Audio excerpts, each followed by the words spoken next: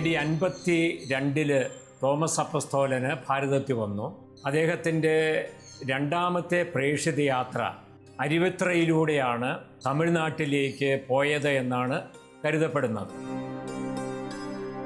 Thomas അപ്പസ്തോലൻ്റെ പാദസ്പർശം കൊണ്ട് പവിത്രമായ ഭൂമിയായി അരുവിത്രയെ വിശ്വാസികൾ കാണുന്നു.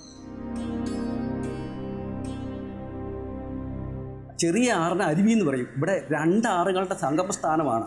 അങ്ങനെയാണ് ഈ ഈരാറ്റുപേട്ട എന്ന ഈരാറുപേട്ട. ഓക്കെ. പ്രസിദ്ധമായ അരുവിത്തുറപ്പള്ളിയുടെ വിശേഷങ്ങളുമായി ഇതാ ഹെറിറ്റേജ് ബൈറ്റ്സ്, നിങ്ങളുടെ സ്വന്തം ദൂരദർശനിൽ.